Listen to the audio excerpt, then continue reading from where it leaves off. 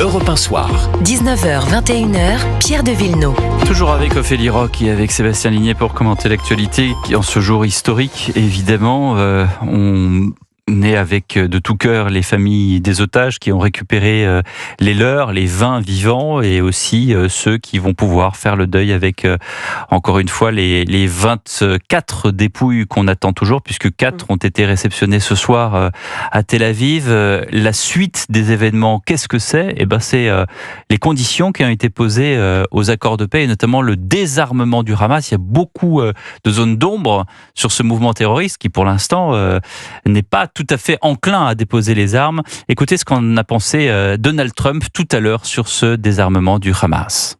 C'est un grand succès, toute la région a soutenu le plan. Gaza sera démilitarisé, le Hamas désarmé, et la sécurité d'Israël ne sera plus menacée.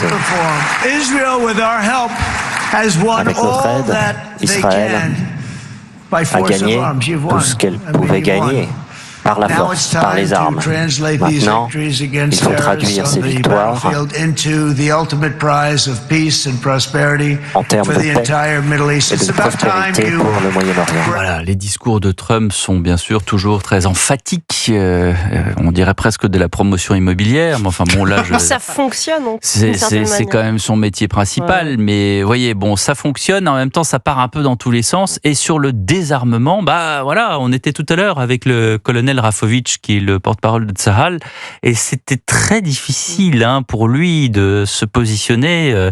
On sait qu'il y a, et on en parlait en première heure avec Jules Torres et avec Victor Hérault, il y a cette crainte que ces jeunes, les jeunes enfants qui sont devenus des adolescents et aujourd'hui des combattants palestiniens qui vont peut-être un jour rejoindre une armée régulière palestinienne qui sera sans doute sous le contrôle international, il y a encore cette... et on en parlait avec Caroline Yadan également, qui était en ligne de Tel Aviv, il y a cette crainte qu'il soit encore... j'allais dire, j'utilisais le mot marabouté, mais c'est un peu ça, c'est-à-dire qu'ils ont cette haine du juif, cette haine de l'État d'Israël, c'est en eux depuis qu'ils sont enfants, Ophélie Roch. Non seulement c'est en eux depuis qu'ils sont enfants, et puis là, faut pas oublier... Je sais que je suis pessimiste dans un jour historique où on devrait tous être... mais bon, voilà, on est un peu lucide sur Europe 1, on dit toujours la vérité, voilà, quelle qu'elle soit. Disons que j'ai du mal à croire que des enfants qui, voilà, peut-être maintenant ont 10, 11 ans, ont connu 2 années, en fait, de guerre, j'ai du mal à penser que ces enfants-là, qui ont été en plus sans doute endoctrinés bien avant que ça commence. Surtout qu'il y a la culture de la vengeance dans leur... Voilà, et j'ai du mal à croire en effet que qu'ils deviennent tout simplement des adultes apaisés. Voilà, à mon avis, ils ne seront pas apaisés. Quant à récupérer toutes les armes... C'est presque un discours diplomatique. Oui, mais disons que je ne comprends pas, et puis moi je vois par exemple, ne serait-ce qu'avec les jeunes qu'on a, c'est-à-dire que beaucoup par exemple là, pourtant ils n'ont pas vécu ce conflit-là, je veux dire ils l'ont pas vécu, ils sont en France, et pourtant il y a une forme déjà de rancœur, c'est-à-dire que si vous avez une rancœur alors même que vous êtes en France et que vous êtes éloigné a priori des conflits, qu'est-ce que doivent penser les gens sur place? Et surtout qu'encore une fois, en effet, les armes ne seront sans doute... Alors, il y en a peut-être quelques-unes qui vont être redonnées, bien sûr, mais la majorité va continuer à circuler.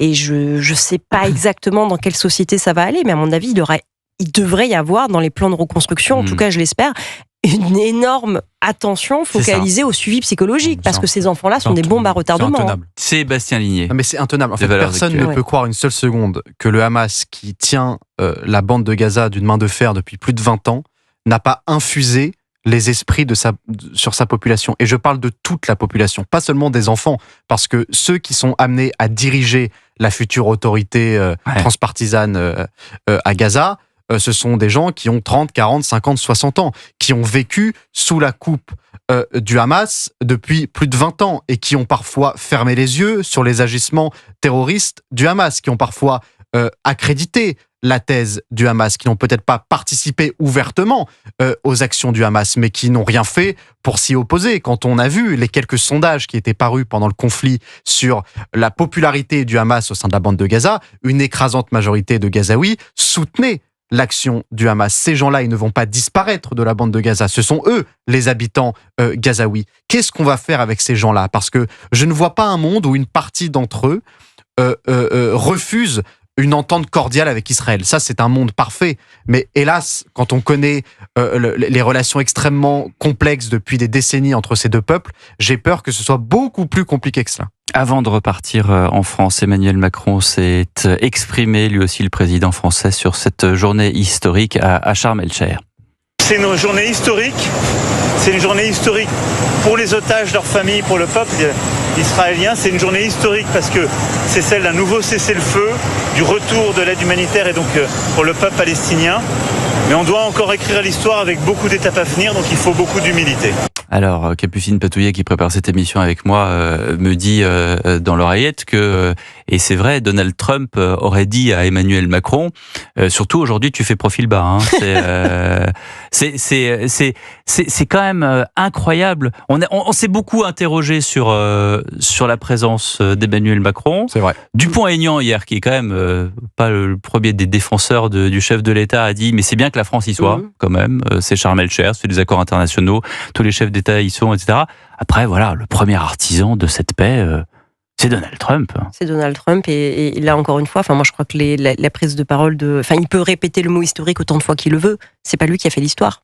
Il peut toujours le dire, hein, mais c'est pas lui qui l'a fait. Quand il est devant son avion et qu'il dit « nous devons encore écrire l'histoire », il y a encore ce côté chez lui extrêmement mégalo de cet homme qui veut toujours ramener la couverture à lui. C'est-à-dire que le plan de paix, vous vous souvenez quand le plan de paix a été présenté par Donald Trump, vous avez Jean-Noël Barrot qui expliquait que finalement ce plan de paix était presque une coproduction franco-américaine et que Donald Trump avait copié Emmanuel Macron. Pareil sur le terrain ukrainien, on a toujours l'impression qu'Emmanuel Macron bombe le torse pour survendre ses exploits géopolitiques, alors que tous les experts vous disent que la France n'a plus aucune voix sur ces terrains de guerre, quels qu'ils soient. On a retrouvé la quote exacte, donc la situation exacte. On n'a pas le temps malheureusement de diffuser le sonore, mais voilà ce que dit Trump. Faut s'imaginer qu'il est donc devant un parterre de chefs d'État, et il dit « Merci beaucoup Emmanuel ». J'imaginais Emmanuel debout quelque part derrière moi. Je n'arrive pas à y croire que tu adoptes une approche discrète aujourd'hui. Allez hop. Ça, il est fin psychologue, hein. Et parfois il est fin psychologue. Moi j'ai honte, franchement. Non mais j'ai honte. Hein. Enfin, cet homme nous représente honnêtement, mais j'ai honte. Vous vous souvenez quand il était à la Maison Blanche et qu'au bout de 30 secondes, il lui épouste la veste comme ça parce qu'il avait soi-disant des pellicules. Et les combats mais Donald Trump ressemble beaucoup à un gorille à dos argenté, c'est-à-dire que c'est un mâle dominant et qui établit de toute façon sa supériorité sur les autres mâles. Alors c'est pas le zoo de Beauval non plus.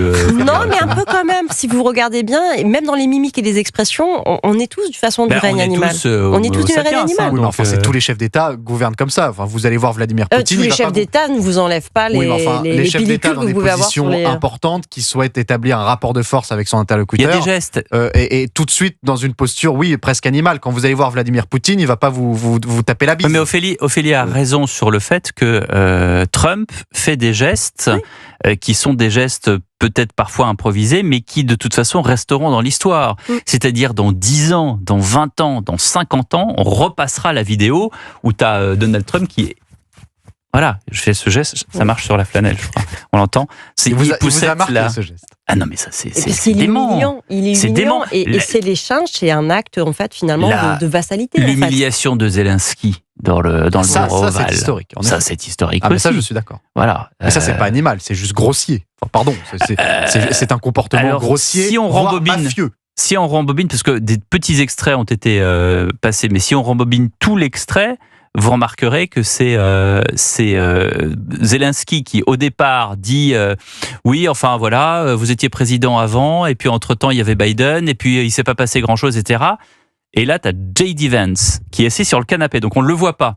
Et il dit attendez, vous êtes ici à la Maison-Blanche, vous pourriez quand même remercier le président, etc. Et là, en fait, Trump se réveille. Il est assis et il a dû se dire dans sa tête, en fait, il a raison, J.D. Vance, pourquoi est-ce que je me fais marcher sur les pieds, l'autre m'accuse, etc. Alors qu'en fait, on est en train d'essayer de faire la paix. Et là, il sort la sulfateuse. Vous êtes en train de dire que le vice-président est encore plus brutal que le président. Non, je dirais que le vice-président a fait remarquer à Trump que Zelensky était en train de le critiquer. Et s'il y a bien une chose à pas faire à la Maison-Blanche, c'est de critiquer Donald Trump, vous l'aurez remarqué. Clairement. Voilà.